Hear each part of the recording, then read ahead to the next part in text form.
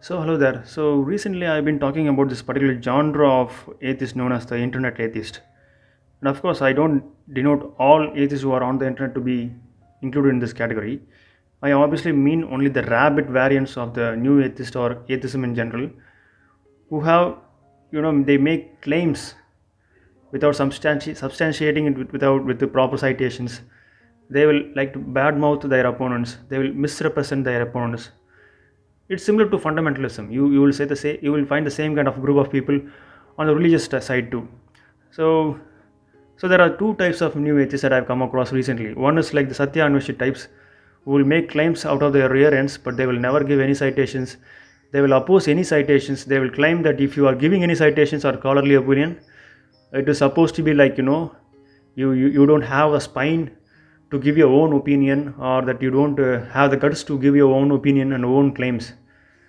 So this is the kind of abuse they will put out when they are being countered by scholarly scientific data which contradict their position.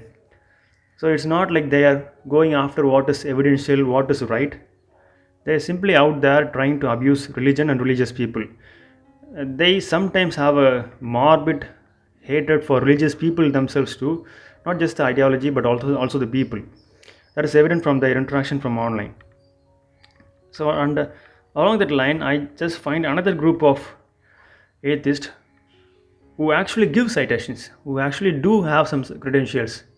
They do have some kind of a PhD or scholarship behind their names. They are not a nobody, but nonetheless, they are very careful to make sure they will give biased data, they will give citations that are only confirming of their own viewpoints. So along that line, we have this particular person known as imtiaz Mahmood. He recently put out a particular tweet. I don't know how everything that is evil in this world, everything that is nonsensical in this world will be put out as a tweet. So we have this particular tweet from him which reads something like this. We know that Jesus Christ was a fictional character created by the Council of Nicaea in the year 325. No, we don't know this.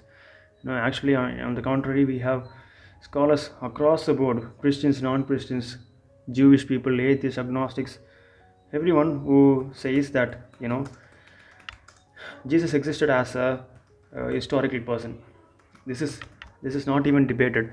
The whole idea of Jesus mythicism, that Jesus did not exist as a real person, that he was just created, concocted based on some mythologies and say some pagan copycat. These kind of issues have been completely rejected in the past few decades itself, and these things have been out of use for the past 1 century. This idea of Jesus mysticism was proposed around 150 years ago, and it was debunked just 100 years ago. This is a very old concept, yet we find that people are still stuck up with this. This is the reason why I'm saying that they have citations, but they don't have valid citations. So I'll just read one thing from Bart Ehrman on this. So here this quote from Bart Ehrman, who is a world famous agnostic New Testament scholar, who said that with respect to Jesus, we have numerous independent accounts of his life in the sources lying behind the Gospels and the writings of Paul, sources that originated in Jesus' native tongue, Aramaic, and that can be dated to within just a year or two of his life before the religion moved to convert pagans in droves. Historical sources like that are pretty astonishing for an ancient figure of any kind. The claim that Jesus was simply made up falters on every ground.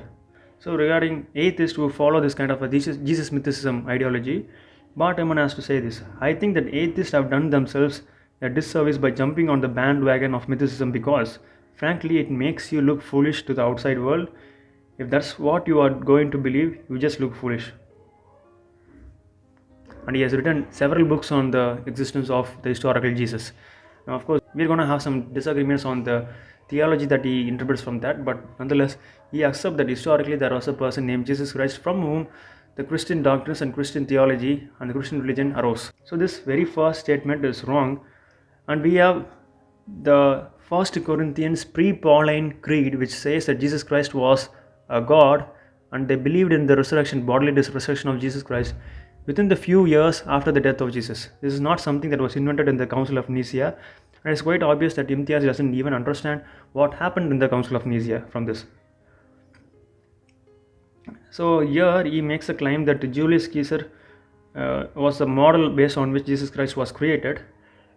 But one has to ask, what is the point of creating a Messiah that was modeled after Julius Caesar and then persecute those Christians for the first 3 centuries. If you really want Christianity to be prospering as a propaganda, why was the Roman Empire persecuting the very minority group that they had created? Of course, he doesn't have any answer for that. Going on, he says, we know this to be true from independent historians born in the same time period, hold no record nor is there physical evidence of Jesus Christ and the 12 disciples ever existing in real life. We have a lot of independent historical data from this time. From Suetonius, Josephus Flavius, Tacitus, we have records of Christians existing within the first few decades after the death of Jesus Christ in certain numbers, in considerable numbers.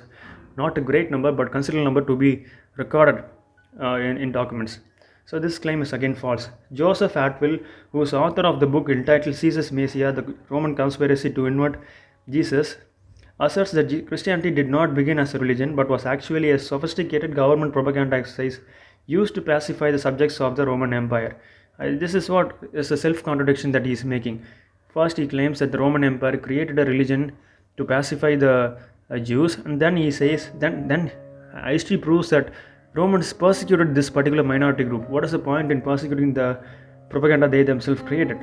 Joseph Atwill, who is not an historian, who is not a scholar, who is not trained in any kind of field that is required in the study of New Testament, we have quotations from Robert Price, who is a world famous Jesus mythicist himself. He has to say this about Atwill. Atwill gives himself license to indulge in the most outrageous display of parallelomania ever seen. We also have another famous mythicist, Richard Carrier, who has to say about Atwill that all of Atwill's alleged parallels can be explained as either coincidences, mistranslations, or references to Old Testament sources or troops. And Bart Ehrman has to say this about Joseph Atwill. I know sophomores in college who could rip this work to shreds and claims that Atwill had no training in any relevant field as far as the New Testament historical study is concerned. So this is a kind of credential that imtiaz want to make an appeal to. Most certainly, Augustine inserted the virgin birth, Jesus as God, the Holy Trinity, original sin, forced conversion, and holy wars, all of which were adopted at Nicaea.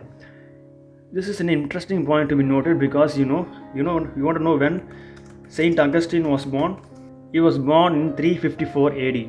When the Council of Nicaea was taking place, it was in 325 AD. So imtiaz is claiming that Augustine inserted these concepts probably by taking a time machine and going back to the Council of Nicaea and changing it. That's what he's saying. If Rome had commanded and utilized the whole theme, the man would likely have faded from history. To believe that Pontius Pilate was bothered to interrogate Jesus for claiming to be king of the Jews, Governor Robert would bother into interrogating some psychotic homeless man swim the Hind, and he goes on to ramble about all this. Even Twitter itself was not able to bear this kind of nonsense, so the readers have had a context where they explained about how Augustine of Hippo was born 25 years after the Council of Nicaea, and virtually all scholars agree that historical Jesus existed. And of course, people like Satya and Vishi modifies this whole concept of saying there was some person named Jesus Christ in the first century. That's not even, that's not what scholars are saying. That is also a part of mythicism. There are different versions of mythicism, but nonetheless, all of that falls into the fringe of the fringe theory in historical studies. So this is a kind of, citation that these kind of internet atheists give. Either they don't give any citations, or if they give biased and wrong information. This is what is called as appeal to authority fallacy. When you are appealing to an authority that is not an actual authority in the field, that is what is called as appeal to authority fallacy.